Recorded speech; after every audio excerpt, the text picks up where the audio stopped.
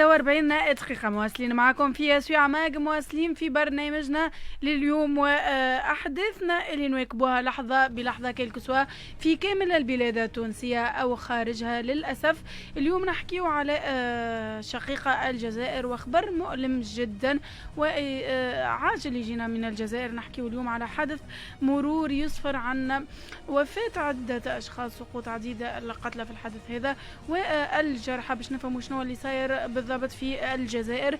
سعيدين يكون ضيفنا في المباشرة الصحفي الجزائري حمزة حناشي. مرحبا بك على ما فهم. صباح الخير زميلتي صابرين، صباح الخير ليك وكل مستمعين إذاعة MFM بتونس. مرحبا بك، شكرا لقبول الدعوة. ولو أنه اليوم نحكيه للأسف على خبر مؤلم جدا تعيش على وقعه الشقيقة الجزائر. صحيح، يعني هو خبر مؤلم في يوم يعني أول محرم اللي هو أول العام الهجري الجديد. كل عام وأنتم بخير. للأسف الشديد يعني الحادث هذا وقع يعني فجر اليوم على الساعة 4 صباحا. كانت فاجعة هنا في الجزائر لحد الآن، حصيلة ثقيلة وثقيلة جدا، 34 وفاة و12 جريح لتوا. إن شاء الله ربي يلطف وإن شاء الله تكون آخر الأحزان. إن شاء الله يا رب، إن شاء الله تكون آخر الأحزان. تعزينا الحارة لكافة عائلات الضحايا في الحادث الأليم هذا. الحادث فيما تمثل تقريبا؟ إذا زميلتي، حسب بيان الحماية المدنية المتجدد على مدار الساعة، في حوالي الساعة 4 صباحا وحسب مصادرنا الخاصة، شهدت ولاية تمرست، هي ولاية جنوبية تبعد عن العاصمة بحوالي 1200 كيلومتر، حادث تمثل في اصطدام حافلة لنقل مسافرين مغادرة من ولاية تمرست نظن باتجاه العاصمة الجزائر بسيارة نفعية من نوع هيليكس، كانت محملة بالوقود يعني بالبنزين، مما أدى إلى اشتعال الحافلة والسيارة.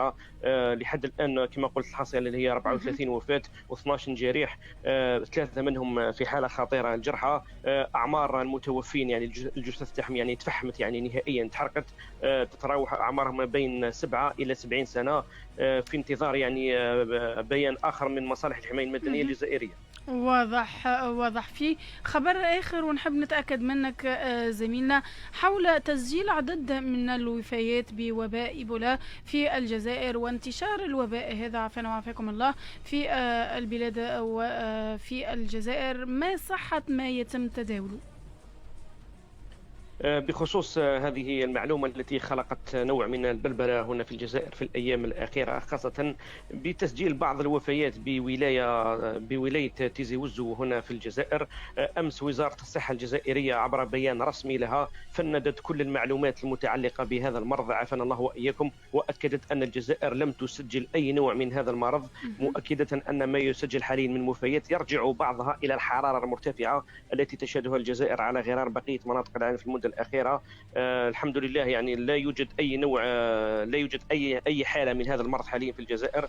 الوزارة أكدت أنها ماخذة كل الاحتياطات وأنه لحد الساعة لا توجد أي حالة رسمية عبر بيانها الرسمي يوم أمس. الحمد لله. هذا تطمينات تجينا من عندك حمزة حول الخبر هذا، والكل ما يتم تداوله هو مجرد إشاعات. مشكور جدا زميلنا في الجزائر حمزة حناشي على كامل الإيضاحات اللي قدمتها لنا. شكرا على رحابة صدرك وتدخلك معنا في المباشر. يعيشك، شكرا. مواصلين معكم في سويعة ماك. بعد شوية نحكيو سبور، نحكيو على التحديثات اللي تطرأ على ملعب الملكي، الميزانية وكافة التمويلات. زميلنا أسامة بن عجمية